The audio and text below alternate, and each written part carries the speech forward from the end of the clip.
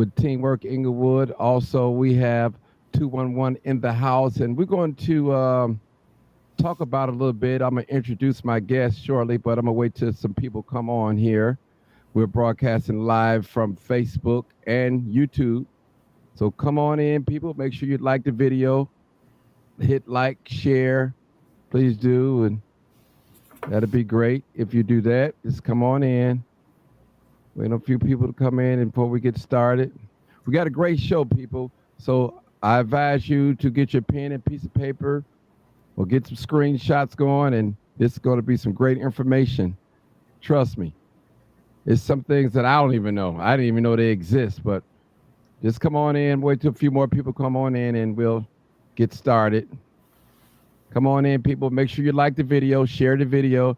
This is a very informative conversation, something that those of us that live here in the city of Chicago, in the area of Cook County, which is Chicago is Cook. So come on in, people. Come on in, come on in, come on in.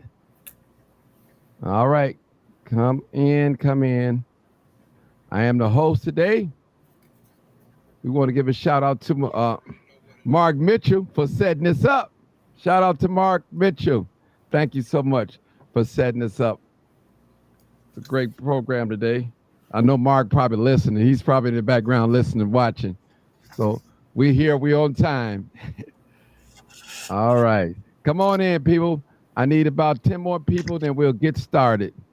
I got some on YouTube and Facebook. Come on in. Come on in. Come on in. This is live, uncut, unedited. This is your boy Martin G, a.k.a. the Crime Chaser. That's what they call me. All right. All right. All righty, people. Come on in. A few more people. And also, we're not taking no live phone calls, but you can, whatever, if any questions that you have, if we have time, we'll go to the message box and I'll be posting some up. So I'm just letting you know. Letting you know. All right, come on in, people. Come on in. How many people we got on here? Okay. A few more people, then we can get started. The reason why I wait a little bit, people, because most people still coming in, then they're like, well, what's the subject? What's the subject? Then we got to stop and repeat ourselves. And I hate repeating myself when we, especially we get deep into the conversation. But, well, what I could do, I could just have you guys introduce yourselves. Now we'll start with Rich. And tell us who you are, Rich, and Mr. Richard. I'm sorry. Go ahead, Mr. Richard. My name is Richard LaPratte, and I'm the executive director for 211 Metro Chicago. All right, Connor. All right. Hi there. I'm Connor Bennett. I am the manager of strategic initiatives and outreach at United Way of Metro Chicago and 211 Metro Chicago. I'm really happy to be here. All right, Alicia. Did I pronounce that right? Yes, Alicia. Good afternoon. Okay, I'm Alicia. Right. My name is Alicia Latham. I am a certified resource navigator for 211 Metro Chicago. Okay, beautiful, beautiful, beautiful, beautiful. Now, and let me I want to ask the first question. I'm going to start off now. I've never heard of 211. Just be proud. I'm not throwing shade or anything. So listen, when Mark brought it to me, I was like, 211 is it like 311? He said similar. So I'm going to introduce 211 to my audience. So I'm learning as well, but I have a lot of questions. And if you guys have some questions, you're more than welcome to go down to the comment box. We're not taking any calls. So I want to start with Mr. Richard. Richard, so tell us how you guys came about 211. So 211 as a whole started in 2001. Okay. What happened was it started in Atlanta, where you had multiple nonprofits where people would go from office to office trying to figure out what services were available. A very wealthy philanthropist in the area purchased the 211 number from the FCC and brought together all of the nonprofits to basically give their information so that way individuals could have one number to call. So instead of having to call multiple numbers, they could also get information about services from one source. That individual could help them advocate for further services. After that, in 2005, with the advent of Hurricane Katrina, hitting the coast of Louisiana and Mississippi, as well as parts of Texas, you saw a huge onslaught to the 211 number, and it expanded nationwide to where today over 99% of the country has 211 services. Now, Chicago, it was tried 3 times before, but this time, after the advent of the pandemic, the city and the county and the United Way and multiple philanthropic partners and community partners got together and said, how can we bring this to our area? How can we work together as a system to make this work as a community as a whole? And it was really a shining example of each partner in the community coming together to bring together what they wanted for their clientele, what the clients needed as a system, and how we could best move forward as a system to help those most in need. Beautiful. I have another question. So how long has 211 been here in the city of Chicago? We started January 27th, 2023. So 2 years and 3 days now. Okay, 2 years and 3 days. Okay, beautiful, beautiful. All right, Miss Connor, how are you? Good, how are you? All right, so tell us exactly your position and how this affects you. What do you do? Yeah, you'll see me out in community. You will see me all over Cook County. That's Chicago and suburban Cook County. Everywhere that 211 Metro Chicago serves, I will be out there spreading the word about 211. So I do a lot on the ground. You may have also seen our ads on the CTA as well. We have ads up everywhere, or you may have seen door hangers, posters, that sort of thing. But I am here to let people know what 211 is, that they can let their friends, family, neighbors know about 211, that it's a resource that anyone can call in Chicago and suburban Cook County, and that we're available for everyone 24/7, 365. Okay. My friend, how are you? All right. I have a question for you too. Walk us through the process when someone contacts 211. Okay. Can you hear me? Yeah, I hear you loud and clear. Okay, thank you. Well, when someone calls 211, first they're greeted by a trained, professional, empathetic resource navigator that is going to, first of all, listen to what their concern is. During that time, we take that opportunity to, one, let people get things off their chest, because a lot of times when you're in the midst of crisis, one of the first things and best things you can do is just give a person a time to unload, get it off, and let you know what they're going through.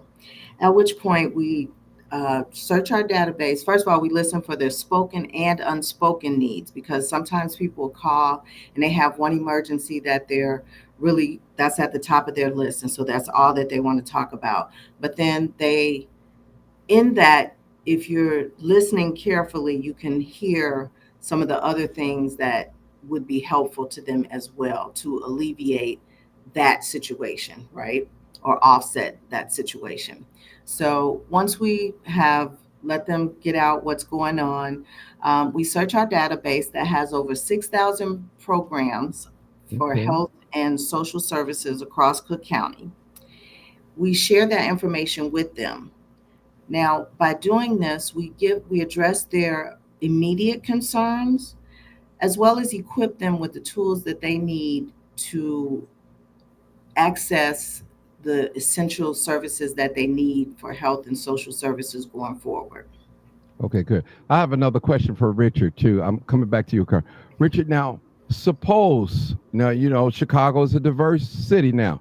Suppose I call in and I don't speak English. I'm not English. So how do you guys address that? So we have 8 staff members who are certified Spanish speakers. Okay. We actually do certification through a local university in order to making sure that they can both speak the language as well as write, so that way we can do value quality assurance in each of the calls. But if the individual does not speak English or Spanish as their primary language, we also have the use of Language Line, which has over 140 different languages at our disposal to serve as a third-party translation service. There should be no reason that any individual should not go without services because they don't speak English or Spanish. We can get right on it and making sure that we're helping them. Oh, great. Now, you basically answered my question, Miss Connor. Now, what are some of your strategies? I think you said putting flyers out to let people know that 211 exists. So tell me some of your strategies and maybe a story or two. Yeah, so some of it is putting out flyers, door hangers, that sort of thing as well. I also am at a lot of community events because sometimes it's easier just for someone to ask questions to someone of what does a call look like, kind of like what we're doing here, but at different events within the community as well. So that's something that I do. You may hear us on the radio as well, talking about 211. But I think the most powerful tool for 211 is telling your friends and family and your neighbors, because that's how a lot of people are connected, is they tell their neighbors. I've seen stories come out of 211 where they've told a neighbor about 211, and that's the reason why they call. So I would say let everybody know about what we do, and that we're only 3 digits away. Call, text, web, we're there. Okay. Now, do you guys have a website? Yes. Okay, great. Okay. All right, my favorite. How you doing? One more question for you. Now, tell me, do you answer the phone, or are you one of the people that answer the phone? You're just a navigator? Me? Leash? Yeah, yes. Leash, yeah. I do answer the phone. And real quick, I want to go ahead and expound on something Connor said. So we are reachable 3 ways. You can call us directly by dialing 211. You can reach us via text. And so you calling, you could do it over text by sending your zip code to 898-211. Or you can reach us on our website, where you can search through resources for yourself. And that website is 211metrochicago.org. Okay, but back to your question. Yes, I do answer the phone. So I take calls for 211. We also have other programs, housing programs, and I work on those as well. So I work across a couple of our programs, which gives me a little more insight into so many needs and struggles that the community is going through right now. One of which is housing. Not a secret to anybody, the housing crisis right now. A lot of people are dealing with their utilities, food, especially with the elderly. You see a lot more people are unable to get out. So one good resource that I can always offer is home delivered meals. Okay. No matter when you call me, whatever you call for, just because I know that it is helpful, whether people realize it or not, I always throw in some food resources. So there are pantries all over the city. And a lot of times people aren't aware. And I think sometimes people have a misconception about who can use a pantry, what it's for. You know what I mean? People are like, oh, I have to be like homeless and on the streets. And that's not always the case. Okay. I have 2 questions for whoever. The question is, are they afraid of funding cuts? What happens if they are done? Is there a backup plan? So who wants to answer that? I'll take that one. Okay. So I think when you talk about funding cuts, one of the things that came about with 211 in the Metro Chicago region, Cook County, City of Chicago, was looking at a system that could be sustainable, that it wasn't just one funding partner, that it was multiple. You were looking at a sustainable system that brought everybody together. And the United Way served in a lead role in conjunction with the city and the county and our philanthropic partners to making sure that this was sustainable. When you look at other 211s across the country, their primary source of funding is really coming from their United Way or from grants. In our community, what we wanted to set up was something that was sustainable, both and investable from our city and county partners, as well as the philanthropic partners, to see ways to innovate beyond where we are now. With the funding cuts or the funding pause that was announced by this current government, we saw ways to innovate with our partners. How can we start utilizing the housing hotline to help individuals? How are we listening to making sure that the needs that we have in our database that are there? The fear from our side was not so much about the funding as it was so much in how can we make sure that we've got appropriate services for the individual? How can we start looking at our database as a whole to say, okay, maybe these services aren't available at this moment, but we have alternatives to assist someone. Most often when someone is given a referral, there's many times that you're getting some information, but you're not getting all of it. What we're trying to do is help the entire person, the entire family. What Alicia is alluding to is when she's listening to a call, she's going to listen to see if there's kids in the background. She's going to listen to see if there's something that's stressful that's really hitting the individual that we don't know about. Part of this is really not working alone. It's not working in a bubble. The way that this setup worked, the way that we've set up the database, the way that we've set up our funding structure looks at this as a whole so that each partner is serving as a pillar to make this sustainable. When you talk about going down, if for some reason we're in the middle of a disaster and our service goes down, we have multiple partners across the United States. 211 works as a large partnership that we could rely on to take calls. But more importantly, we've actually tested our emergency plan in the Chicago region before, where we have outages, maybe power in the building, or maybe there's been something where we've had maybe a system error. In each of those cases, the system was down for less than a minute, where we have had the staff step in, work in more of a hybrid arrangement, and making sure that this is versatile. As we continue to make improvements, as we continue to innovate, those types of issues really rely more on our staffing and our management approach rather than the funding. It's looking at ways that we innovate as a whole to stay ahead of issues. Great, great. Well, someone else asked a question. Are you looking for volunteers? We are always looking for help. Okay. We have all of our staff are paid staff. We don't want to overextend. Volunteers are definitely used when we do marketing out in the community and ways that we can start kind of pushing out messaging across the community as a whole. At the United Way, we're always looking for volunteers to assist in various communities to help get out the message, but as well as work in the community as a whole to help individuals that are in need. Oh, okay. We would also target our partners who are also looking for individuals that are looking to volunteers, much like our food pantries or at our shelters as a whole. Okay. Now, also, I have a question for Connor. What are some of the greatest needs people who have contact 211, and what are some of the communities that basically predominantly you get your calls from? Yeah. You will see, Alicia alluded to it a little bit of housing. We already know, a lot of us are very aware of the housing insecurity that we see within the community. So people are calling for housing resources. Utility bills are another big one for looking for assistance with those. Food, mental health, that sort of thing is something that we see a lot as well. And where people are calling from the most has kind of fluctuated depending on current events. When we saw flooding in the last couple of years, it would be, where the floods were happening as well. That is something that we also do, is providing information regarding that sort of thing.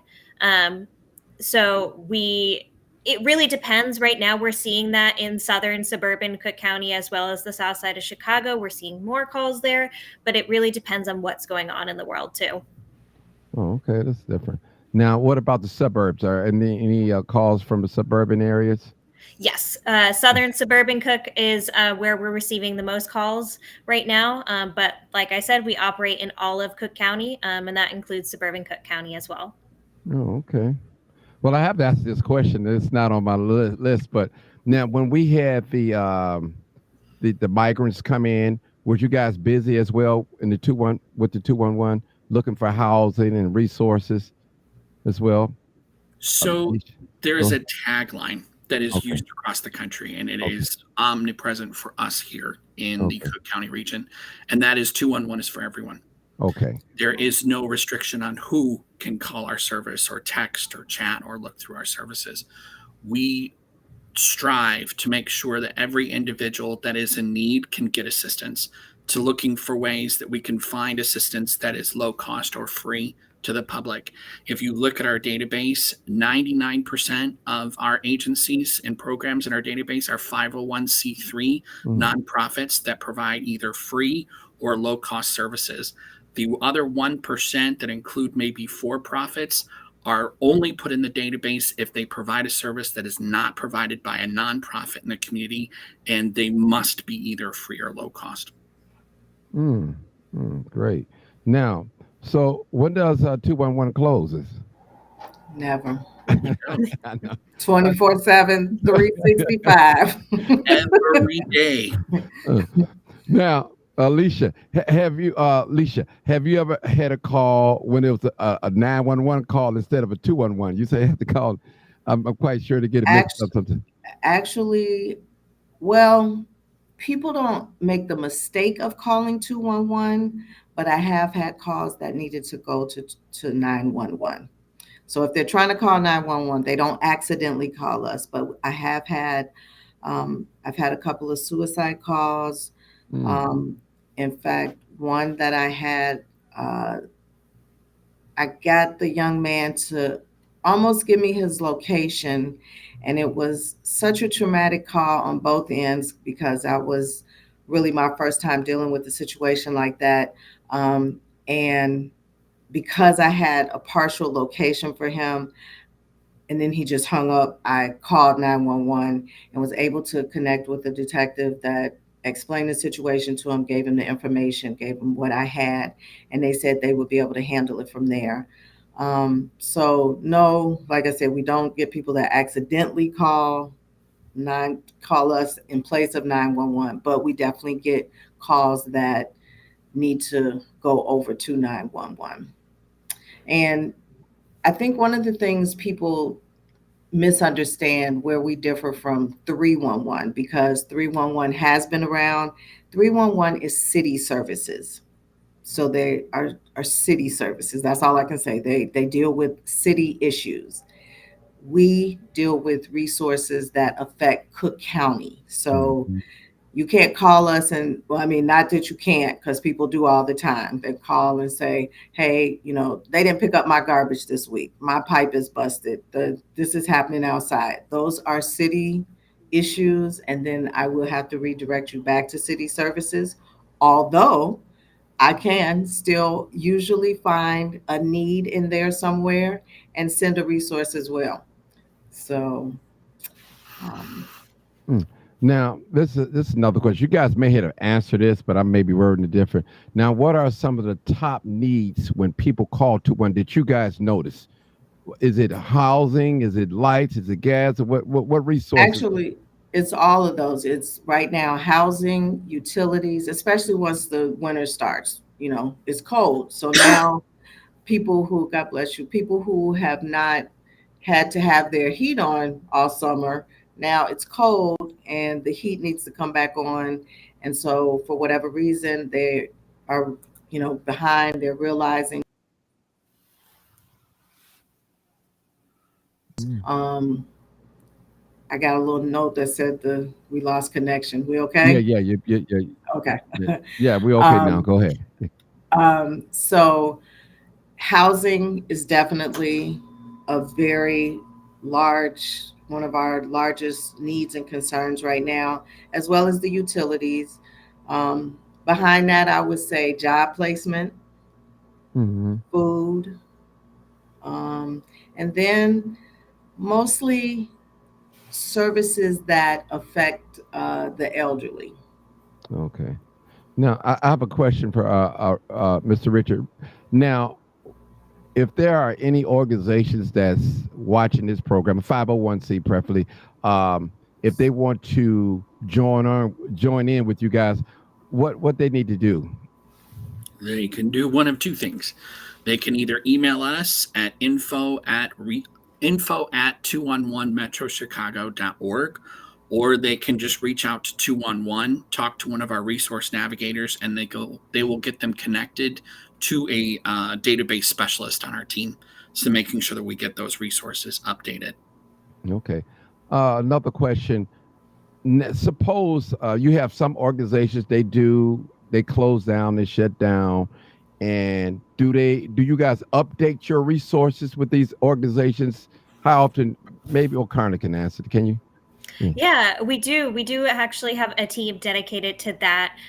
We have to meet certain accreditation standards for our resources, and that means updating the records in a certain time frame as well to make sure they're up to date. That someone doesn't call, we give them the information, and it doesn't work for them. We want people to get their needs met through 211. So that is why we have that dedicated team to verify that the resource that we are giving them is open, they're taking clients, and that sort of thing. So exactly, what you guys do, like if I call 211, you just point me in a direction where I can get some help. Like if I'm homeless, you say, okay, well, call this place, call this. And is that exactly what you guys do? Yes and no. Okay, all right. Well, educate us now. I think there's a little bit more to this, kind of alluding to both where Connor went as well as Leisha. One of the things that 211 is there is to direct individual to the right place. Okay. But more importantly, it's telling them, like, okay, if you're going to go here, you need to have these documents with you, or you need to make sure that you meet these qualifications before you can apply for this. This is what the agency is. This is maybe their hours of operation, or, in order to get there, you're going to have to go over here in this part of town to making sure that this is going to work. The other thing to kind of mention alongside with what Connor has said is updating information when it comes from our regular partners. We do have a designated team that does this, and they do a phenomenal job in making sure that we get everything updated. But one of the other innovations that we've put into place, thanks to our partners in the community, more to the point of the higher needs, one of the things that we noticed when we first started was around food. No individual should go hungry in Cook County, period. And what we saw was we had hundreds of food pantries in our database, constantly changing, making sure their hours of operation are open. Maybe one's closed, maybe one's not. Maybe it's got this type of food, maybe it doesn't have this, or maybe they do congregate meals, but they don't. So you're talking about hundreds, and the 4 staff members were running ragged to making sure that this is going to work. In part with our partners and making sure that we started, the Greater Chicago Food Depository partnered with us, and we used their online database, aligned our 2 data records so that way we have a constant feed. This means that every 6 hours, every single food resource in our database is updated. Oh, perfect. That means no individual in our community should go without food. As 211 grows and we see more needs happen in a certain area, we can work with those individual partners to either build a partnership like that, or like what we do with the housing partners, in helping to make sure that we're doing better with the access and the intake to those agencies that can best help individuals with shelter, transitional shelter, supportive shelter, or with homelessness prevention services. Great. One of the questions Miss Kathy asked, and she said, "Is 211 confidential?" I'm assuming that. Okay. 100%. 100%. Okay. All right. So you won't tell my name if I call in I'm homeless. That's perfect. I have another question. I have a lot of little questions over here. All right. I'm reading on it. It said the top 3. Go ahead. I'm sorry. I saw one of the comments. Says I called 211 almost 2 years ago, and I called back again almost a year now. I needed help to find help to pay my rent. If you don't have a job, they don't help you at all. This time I called to get help, so I couldn't get eviction. They said no. So here is a case where I would have to say, not knowing the absolute specifics, I will say she called a different program that is handled through our call center. The housing programs have a very specific criteria that we have to follow. Okay. And so it sounds as though perhaps that is the program that she went through, and she didn't qualify for that for whatever the reason. She should she should have been able to contact 211, the information and referral side, and find resources that can assist in her situation. Now, one thing I will say, if the resources we have in our database, if their funding is depleted, we don't have we it's depleted. We can't do, resources are not infinite. So people need to understand, and it's hard. I understand when you're going through a difficult situation and you're like, oh, this is something that can help. But unfortunately, right now, a lot of people are going through a difficult time. And like I said, resources are not infinite. They're not. That is just the reality of the situation. So, I'm sorry that you didn't find the assistance you need. Um, I will. I wish you would give us a call back. You give me a call back in an hour. Hopefully, I'll catch your call and I'll see what it is I can do to assist you. But don't give up, because right. We are a referral number, not an agency.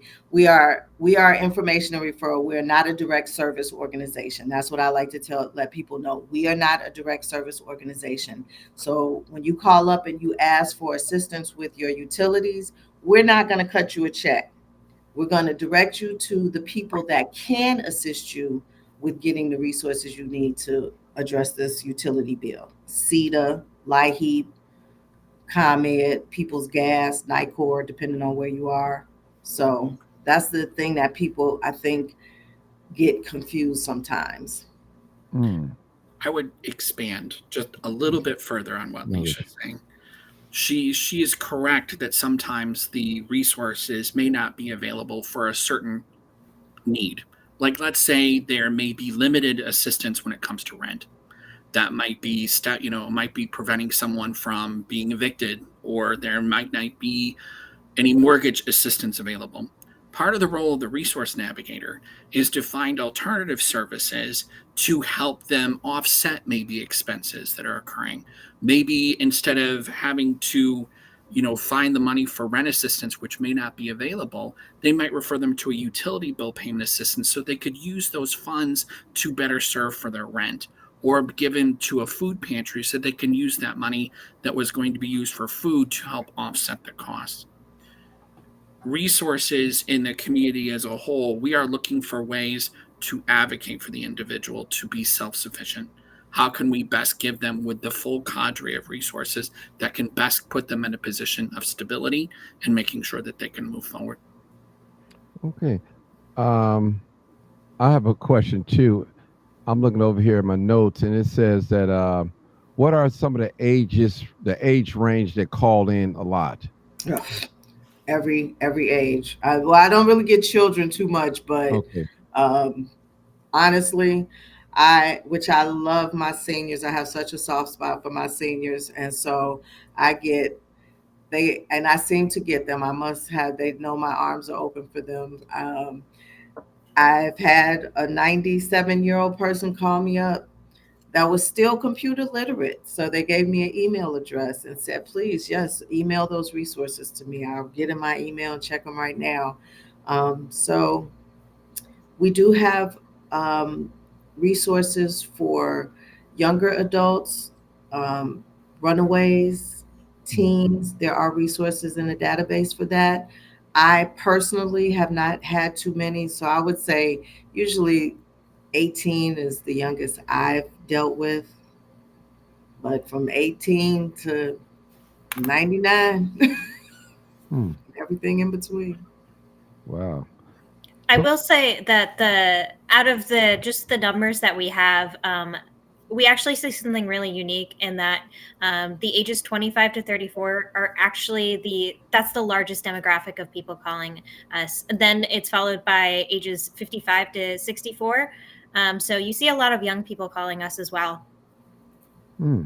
Perfect. Now, I think I read some of my notes too about I know you guys have resources about low income people, tax preparation and something like that as well. The Earned Income Tax Volunteer Income Tax Assistance Program. Okay, That's a wonderful. bunch of Listen up, letters. people. Listen up. We want to hear this. So go ahead. Right. Yeah. So, otherwise known as EITC VITA. It's available actually across the country, where individuals can get their taxes done for free as long as they meet the income threshold, which I believe is somewhere around $50,000 or less. If you make that amount of money, you can go to our website where we have the listings of EITC VITA sites as well as the flyers to making sure that you can go in, make an appointment, and get your taxes done and get your refund back in as fast as possible. This is part and parcel to help families get to their money that they are deserving from their tax refunds, from their tax returns, and making sure that that can be done. We're a part and parcel with that process with Ladder Up to making sure that we can get individuals to the right spot and making sure that they can get their taxes done. Okay. Now, I have to ask, do you guys have any resources for like ex-cons that's getting out of prison and things like that? If so, someone explain it to me, what resources out there for them. I will start, and I'll let Leisha finish on this one. Go back to the statement. 211 is for everyone. Yes. As we build out the database, we are looking for resources that can help the entire community, not just one part or favor one individual. We're trying to make sure that everything that we can get is there. But as far as the clientele and how we work with them, Leisha, do you want to go a little bit further on that? Speaking directly to ex-offenders re-entry services, I know we have resources in the database for halfway houses, job placement, counseling, ID, legal services to help reinstate your rights. So those specifically address that population, but then also just, you can also offer regular low income affordable housing that you would offer to anyone that asks for housing, food pantries, soup kitchens, job placement as well, normal regular job placement. Like if you ask for job placement, I could also share those resources, but I would additionally share resources specifically for ex-offenders. So yeah. Okay. Also, we're dealing with another population I want to bring up. What about people that that's HIV, living with AIDS, that you have special? Okay. Yes, we do. So with that, housing, counseling programs, I know that they're especially for the youth, okay, as well as legal services, but places that provide community for them, safe spaces for them to gather, whatever your situation is. Okay. So.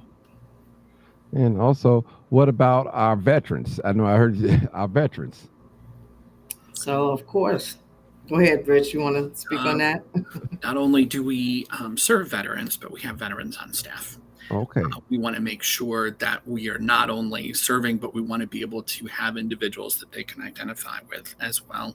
But there are multiple services in our database that are designated towards veterans.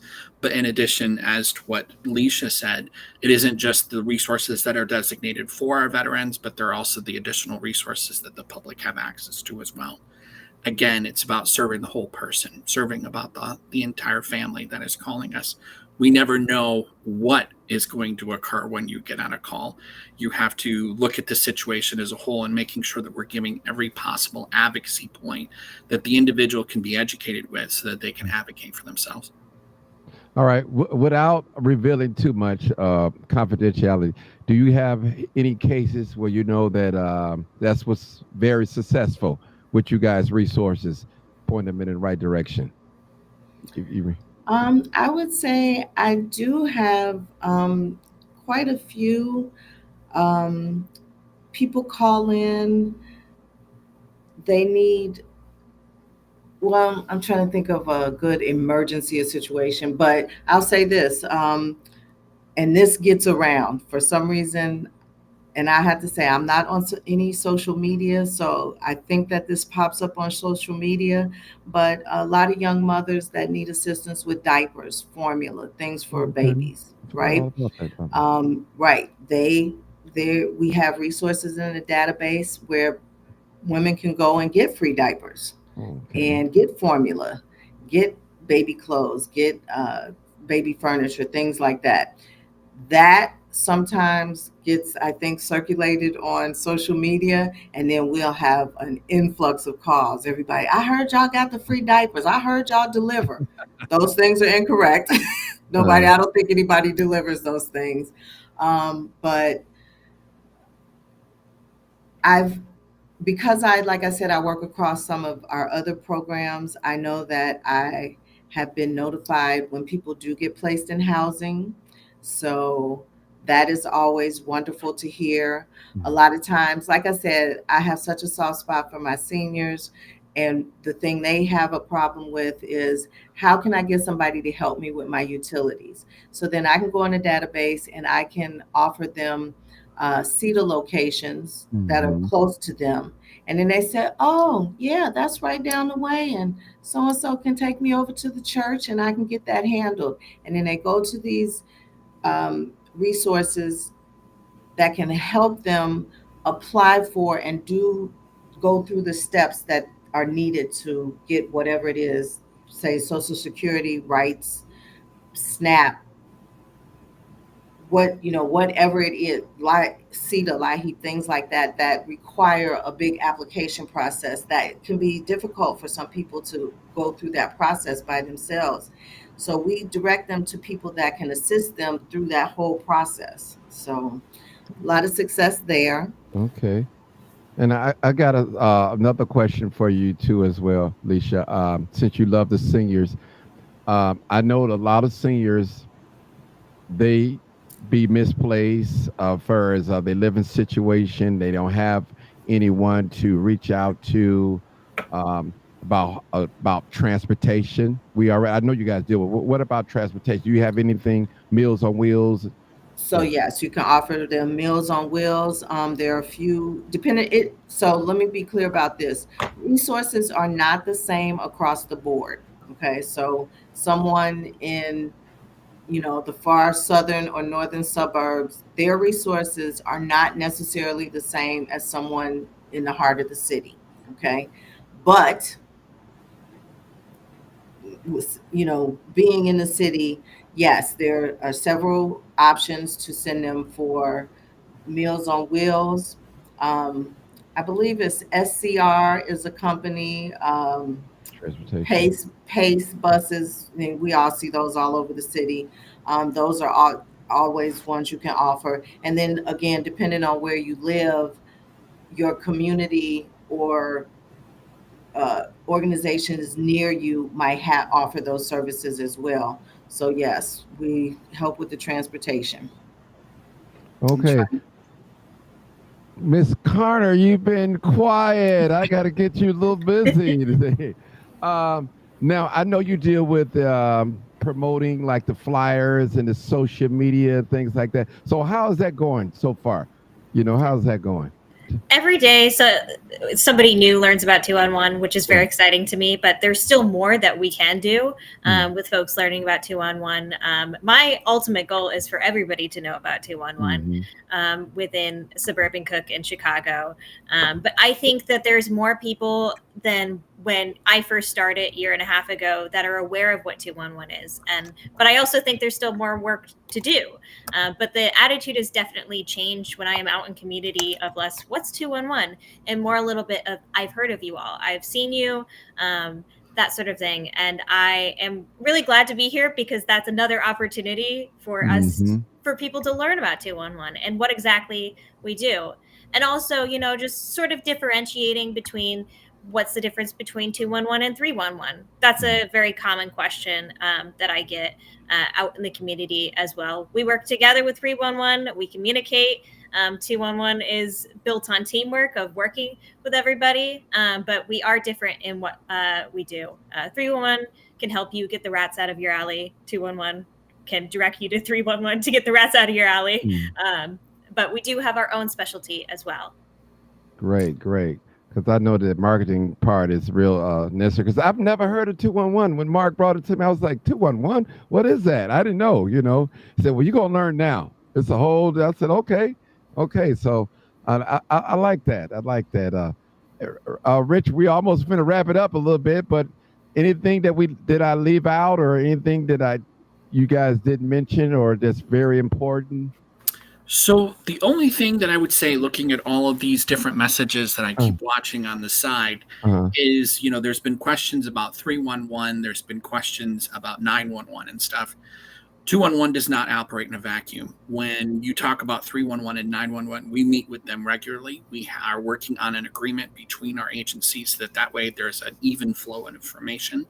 Not only that, but we have a relationship with the domestic violence hotline in the community. So if somebody presents as a domestic violence victim, we can get them over to the correct line and making sure that they get what they need. So this is not about being siloed. This is about opening up information to all individuals about what is available.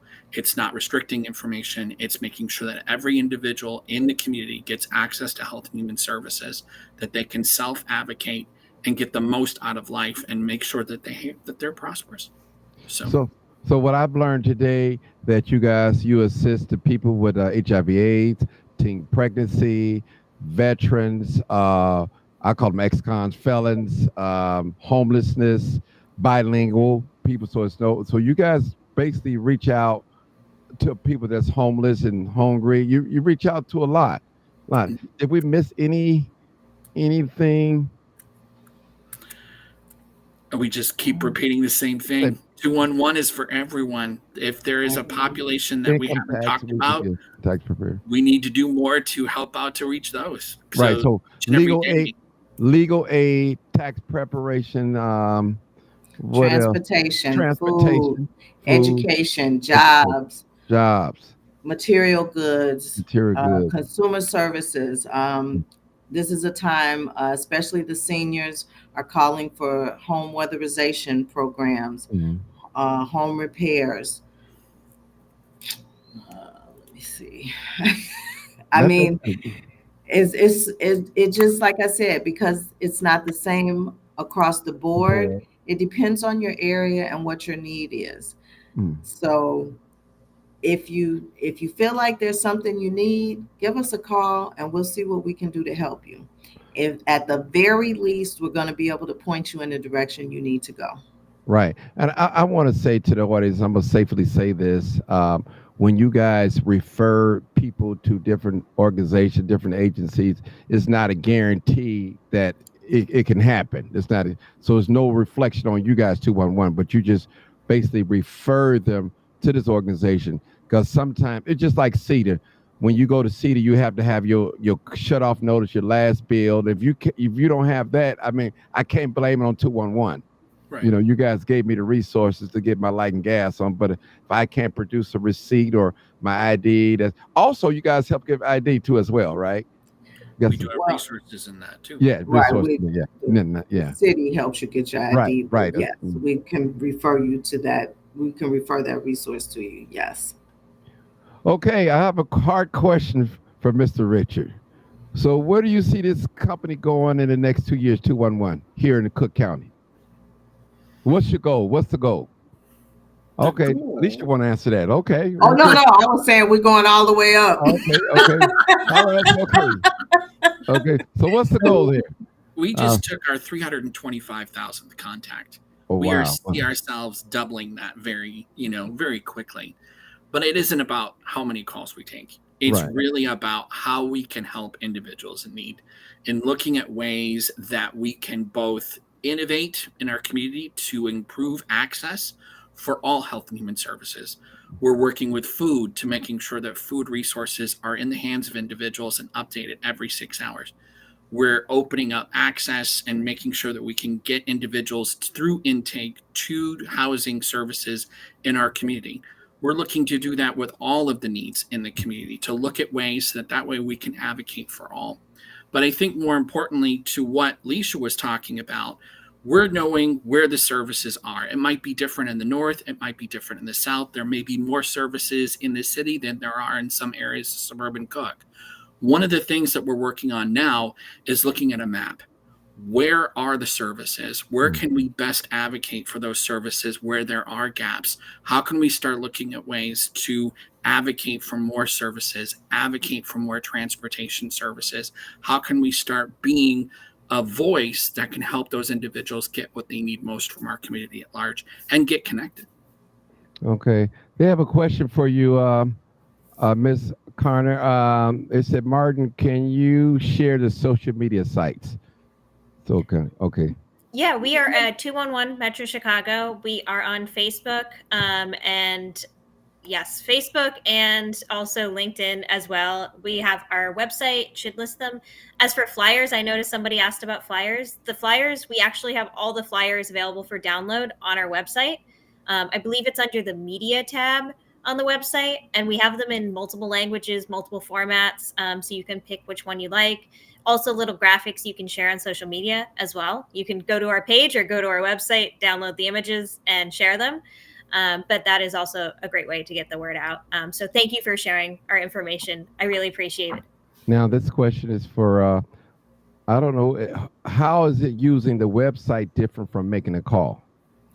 It's very similar, but the difference would just be that since I do this all day, it's my job, I can snap to it a little quicker, but it's very similar. The resources are available, so you can go on the website and search for the things that you need.